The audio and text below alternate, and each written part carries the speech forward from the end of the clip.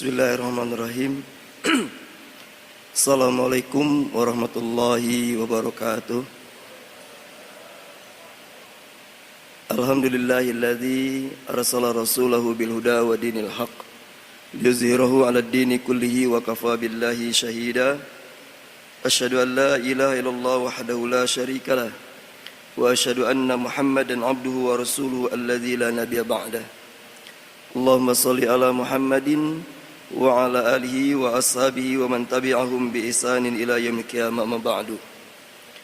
Qala Allah Ta'ala fi kitabil karim, a'udzu billahi minasyaitonir rajim.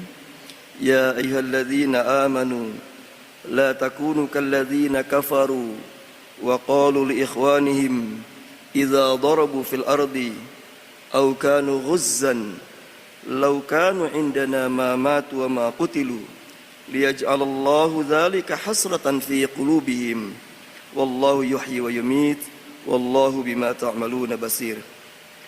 Amma ba'du fa inna khairal kalami kalamullah wa khairal hadyi hadyi Muhammadin sallallahu alaihi wasallam.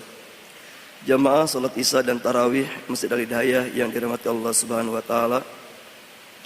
Insyaallah tema kultum kita malam ini adalah menghayal. Jadi temanya menghayal, Pak. Ya.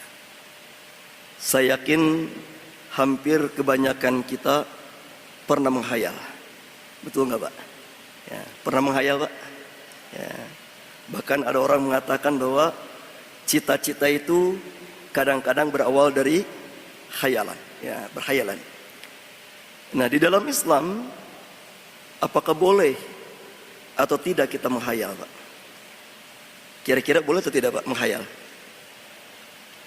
Boleh, Pak, menghayal? Baik, ya. Kita lihat, insyaallah pada kesempatan ini saya ingin membacakan satu hadis saja, Pak. Hadis riwayat Tirmizi nomor 2325 dari sahabat Nabi namanya Abu Kabsyah Al-Anmari. Hadis ini menceritakan tentang bab menghayal, Pak. Hadisnya panjang, tapi saya potong hadisnya, Pak, ya. Nabi mengatakan, innamad dunya li arba'ati nafarin. Sesungguhnya dunia ini Allah peruntukkan untuk 4 kelompok manusia. Dunia ini kata Allah, kata Nabi, diperuntukkan untuk kelompok manusia. Kelompok pertama adalah abdin razaqallahu malan wa ilman. Seorang hamba yang dianugerahi rezeki ilmu agama yang luas, dianugerahi harta yang banyak dan ilmu yang luas. Dia sudah jutawan, miliarder, tapi dia juga ulama. Ya, ini, Pak, ada beberapa sahabat Nabi yang begitu, Pak, ya. Utsman bin Affan, dia miliarder tapi dia juga ulama. Ya, Abdurrahman bin Auf, dia miliarder tapi dia juga ulama. Kemudian Nabi mengatakan, fa huwa yattaqi fihi rabbah. Dengan 2 nikmat ini, nikmat harta yang banyak, nikmat ilmu agama yang luas, dia bertakwa kepada Rabbnya. Wa yasilu fihi rahimah. Dia banyak menyambung silaturahim. Dia banyak membantu orang-orang yang susah. Wa ya'lamu lillahi fi haqqan. Dia juga mengetahui hak-hak Allah dari ilmu dan hartanya. Nabi mengatakan, fahadha bi afdalil manazil. Ini manusia paling keren, Pak. Ini manusia paling tinggi derajatnya. Bi afdalil manazil, manusia yang paling utama kedudukannya. Sudah kaya, mengerti ilmu agama yang luas, maka ini manusia yang terbaik. Dengan harta dia banyak menolong orang lain, banyak bersedekah. Dengan ilmu dia banyak mengajarkan ilmu-ilmu Allah, dan dia ngerti bagaimana cara menggunakan hartanya. Kita doakan insyaallah mudah-mudahan dari Masjid Al-Hidayah ini lahir orang-orang seperti ini. Insyaallah, ya. Orang-orang kaya raya tetapi juga mereka para ulama, insyaallah, ya. Namanya juga Islamic Center, ya, insyaallah, ya. Bukan hanya saja mendalam ilmu agama, tapi mereka jago juga cara mencari rezeki. Ya. Ini kelompok yang pertama, Pak. Yang kedua, kata Nabi, kelompok yang kedua adalah abdin razaqahullahu ilman walam yarzuqhu malan. Seseorang hamba yang dianugerahi ilmu agama yang luas, tapi dia miskin. Tapi dia tidak dianugerahi harta. Ya, ini sebagian besar ulama kira-kira masuk kelompok ini Pak ya. Ya, sebagian besar ulama di dunia ini masuk kelompok ini. Dia ilmu agamanya luas, tapi miskin. Saya pernah Pak ke satu kampung sangat dalam Pak. Saya ketemu dengan seorang ulama ahli fikih, Masya Allah. Hidupnya sangat sederhana, hidupnya pas-pasan. Nah kemudian Pak, Nabi mengatakan orang yang memiliki ilmu agama yang luas, tapi dia miskin. Lalu Nabi mengatakan, fahuwa shadiqun niyah. Dia memiliki niat yang sangat jujur, niat yang sangat kuat, punya niat yang sungguh-sungguh. Yaqul, dia berkata, "Lau anna limalan, seandainya aku jadi orang kaya." Ini yang ngomong siapa tadi Pak? Orang yang luas ilmu agamanya tapi miskin. Seandainya aku kaya.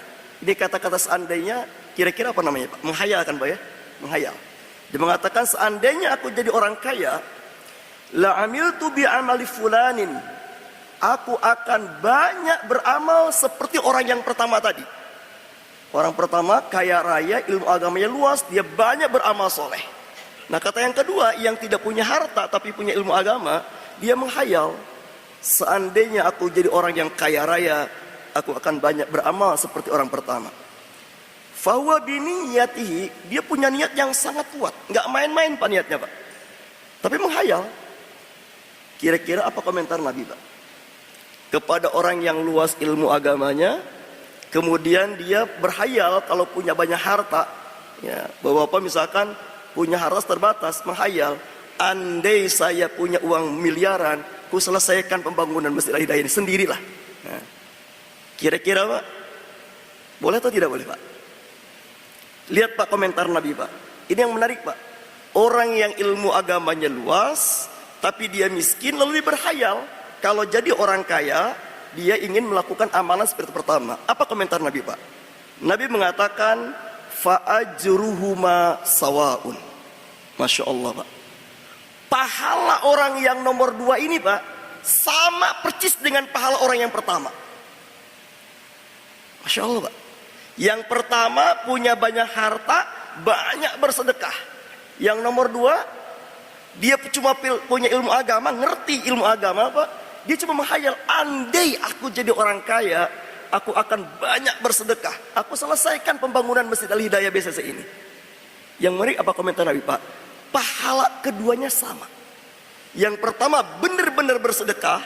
Yang kedua cuma menghayal ingin bersedekah Pak, karena dia miskin. Maka kata Nabi, fa'ajruhuma sawaun. Maka pahala keduanya adalah sama. Ini kelompok yang kedua Pak. Jadi kalau begitu menghayal boleh atau tidak boleh Pak? Boleh atau tidak boleh Pak? Hadis mengatakan boleh. Makanya Pak tadi saya kasih judulnya, menghayallah engkau dapat pahala. Nah itu judul tema kita Pak. Menghayallah engkau dapat pahala. Jadi Pak, mulai malam ini selamat menghayal Pak ya. Selamat menghayal. Nah insya Allah ya. Oh Pak, andai saja saya punya uang rezeki banyak, semua ustadz dan santri di Al-Hidayah saya umrohkan semuanya. Tapi jujur Pak, niatnya itu sungguh-sungguh. Ternyata sampai meninggal dunia Pak, nggak kesampaian hayalannya. Apa kata Nabi Pak? Dia sudah punya pahala mengumrohkan ustadz dan santrinya. Masya Allah. Enak gak Pak? Menghayal tapi dapat pahala. Ini Nabi dia ngomong Pak. Nabi yang ngomong. Ya sekali lagi, saya mengajak kepada Bapak, kalau kita belum bisa banyak beramal dengan harta kita, menghayal saja Pak ya, menghayal saja. Ini kelompok yang kedua. Kelompok yang ketiga kata Nabi, abdin razaqahullahu malan walam yarzuqhu ilman. Seorang hamba yang diberi rezeki harta yang banyak tapi bodoh ilmu agama. Mungkin mohon maaf Pak ya, banyak orang kayak gini Pak. Dia hartanya banyak, kaya raya Pak, tapi jangankan hukum halal haram Pak, Iqra 1 aja nggak lulus. Orang kayak gini Pak, mungkin banyak. Ya, kayak model Korun Pak, dia kaya raya Pak, tapi bodoh ilmu agama. Kemudian apa yang dia lakukan? Nabi mengatakan, fahuwa yakhbitu fi malihi bighairi ilmin. Dia menghabiskan hartanya tanpa ilmu. Maksudnya menghabiskan hartanya untuk sesuatu yang tidak diridhai Allah Subhanahu wa taala. Banyak berbuat maksiat. la yattaqi fihi rabbah, dia juga tidak bertakwa kepada Allah, wa la yaslu fihi rahimah, dia juga tidak menjamu silaturahim, maksudnya tidak banyak membantu orang lain, wa la ya'lamu lillahi fi haqqan, dia juga nggak ngerti dari hartanya apa hak Allah, nggak ngerti bayar zakat itu gimana. Apa kata Nabi? Fahadza bi akhbasil manazil, ini manusia yang paling buruk di mata Allah. Subhanallah Pak ya. Jadi dia kaya raya tapi nggak ngerti ilmu agama, nggak tahu cara menggunakan harta yang benar, sehingga dia berbuat maksiat. Masih mending Pak kalau dengan hartanya dia berbuat maksiat untuk dirinya sendiri. Yang paling bahaya adalah dia sudah berbuat maksiat dengan hartanya, memfasilitasi orang lain berbuat maksiat. Ya, mohon maaf Pak, bikin tempat-tempat maksiat ya. Dia bikin tempat-tempat maksiat Pak, orang berbuat maksiat di tempat yang dia bangun.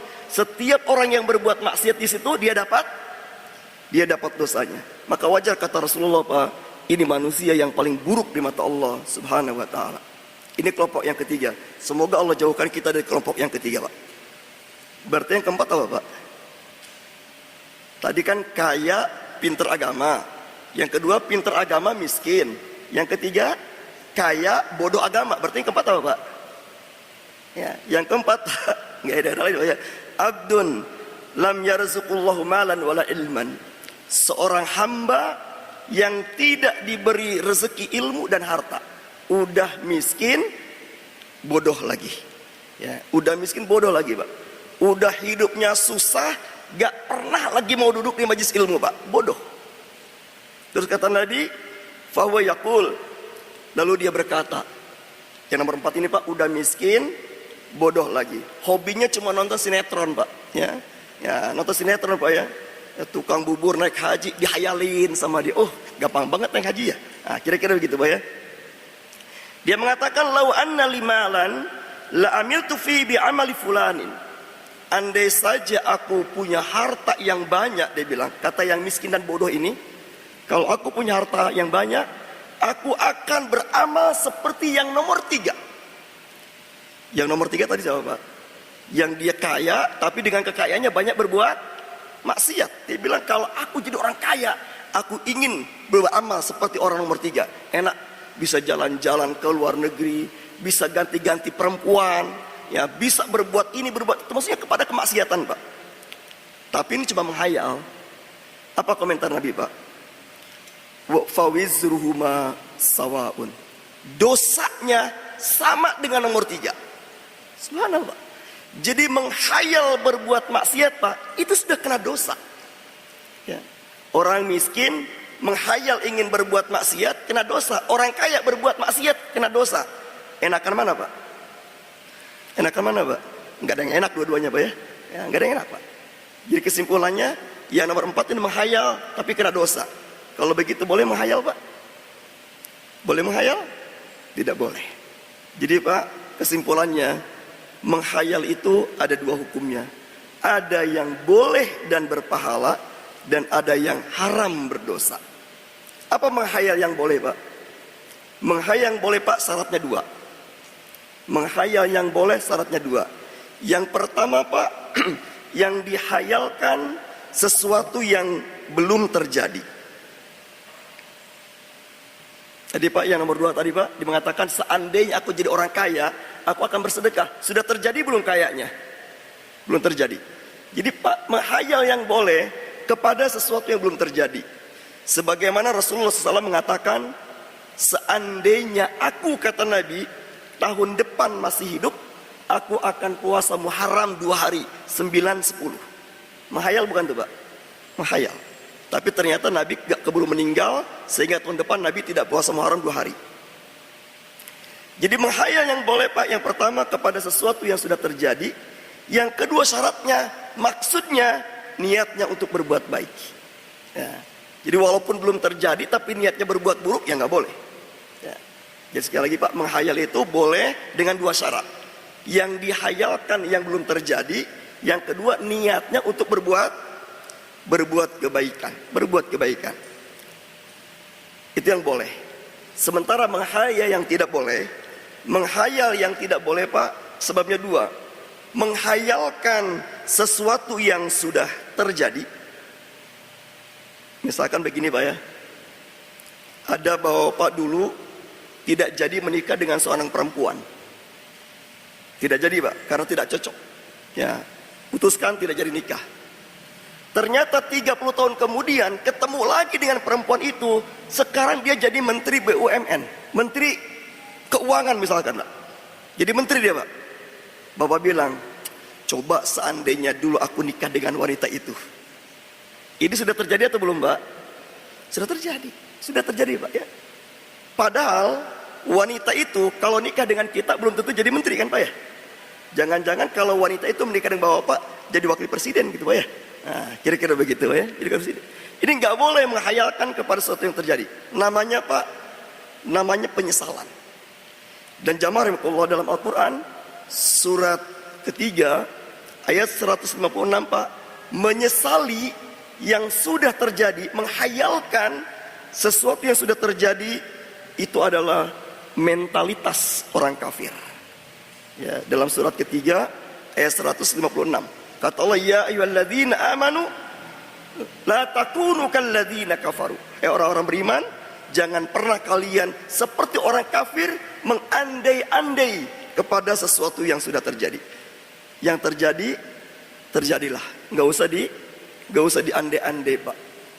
Yang kedua Pak, sebab menghayal nggak boleh adalah menghayalkan sesuatu yang buruk. Ya, jadi sebab menghayal itu haram. Satu, yang dihayalkan kepada peristiwa yang sudah terjadi, atau yang kedua, yang dihayalkannya sesuatu yang buruk. Yang diinginkannya sesuatu yang buruk. Maka sekali lagi, kalaupun kita menghayallah kepada yang belum terjadi untuk niat berbuat baik. Mudah-mudahan Pak, dengan kita banyak menghayal, itu bagian dari doa.